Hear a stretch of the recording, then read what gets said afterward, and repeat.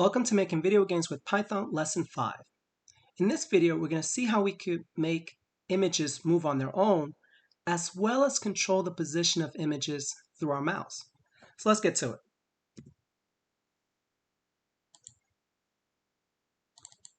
So let's go ahead and open up our game. And from the previous video, one thing that we've done is that we've also loaded up the image for the crosshairs. So let's take a look at what we have so far. So there we go. So we have the crosshairs, which we would like to control using our mouse.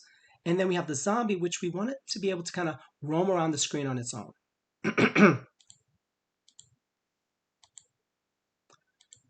So in order to do this, we have to refer back to our game library.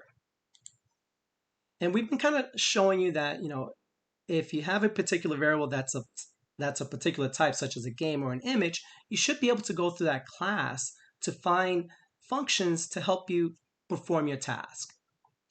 So we saw the draw function, we saw the resize to function, resize by, is off screen, and then that's it. There's no other functions here. And you might say, well, okay, so how am I supposed to move this thing?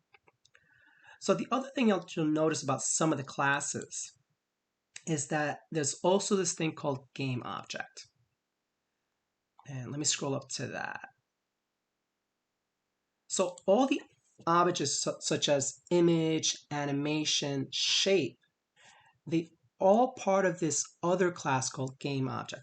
Again, I don't want to make this too much into a class lesson, but what I will tell you is that an image has all of these functions available to it, as well as the animation and the shape objects.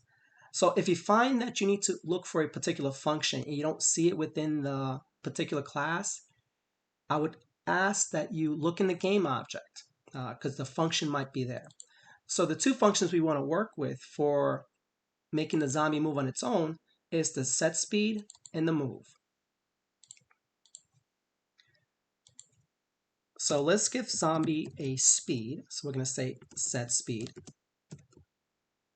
And you'll notice that it's looking for a speed and an angle. Now, I know angle right now has a value of -999. That's a special use case for a future game. But realize you have freedom. Anytime you see a parameter that has a value, doesn't mean you have to accept that value. You can override that value. So let's do a value of 2 for its speed and an angle of 60. Now, the other thing we need to do is that instead of drawing the image, drawing the zombie, we will now move the zombie. And we're going to come back to this idea of false, bounce equals false. So you notice that the zombie is moving. Great. Again, we didn't have to do much other than give it a speed and tell it to move. One thing you'll notice is that it goes off the screen. For certain games, that might be what you want. You want an image that simply starts off the screen and just simply keeps moving through. In our case, we want the zombie to be able to bounce around the screen. So we're going to override this bounce equals false by simply putting true in here. And let's make the zombie move a little faster. All right, so pretty simple, right? And you'll notice that now it is bouncing on the screen, and it's going to stay within the screen for as long as the game is running. Now let's handle the crosshair. Now the crosshair is a little bit different. So the crosshair, we're going to use the move to function that comes out of the game object. But again, any function that you see here is also available to the image. So don't think that you have to create a game object. The image is a game object. So what we're going to do here is that instead of doing a crosshair dot draw, which simply draws the crosshair, we're going to say move to. And if you notice, move to needs an X and a Y. So let's ask ourselves, which X and which Y do we want to use in order to move the mouse? If you recall, we want to be able to move the crosshairs with the mouse. I think I gave away the answer just now. All right, so let's go up to our mouse object, and let's see if there's something available to us that will allow us to determine the mouse's X and Y values.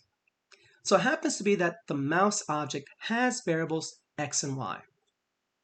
So what we can do inside of our game is simply put mouse.x and mouse.y. Now you might be curious as to, wait a minute, we never created a variable mouse within our game. That is true. That is because as part of the game library, these three variables have already been created for you. Keys to represent the keyboard, mouse to represent the mouse, and joy to represent the joystick. Again, another selling point as to how this game library simplifies your interaction with Pygame. All right, so let's go back to our game. Let's rerun it. And let's see that we can control the position of the crosshair with the mouse. So let me go ahead and close this off. Let's put this over here a little bit. Yeah, because I want you to make the connection between the code and what's happening on the screen. So the crosshair is moving to a specific location because we've told it to move to whatever X and Y values are of the mouse. So let's go back to our presentation and let's review what we've done in this video. So in this video, we saw how we can give an image a speed and then use the move method to have it move around the screen. If we provide the move method a value of true, now the image will bounce around the screen. Now, not all images are kind of, self-regulating across the screen. We might have images that we want to control using our mouse. And for that, we use the move to method along with the mouse variable that was created through the game library and specified the mouse's X and Y positions as part of that move to command. So hopefully you're excited about adding some interactions to your games, and enjoy.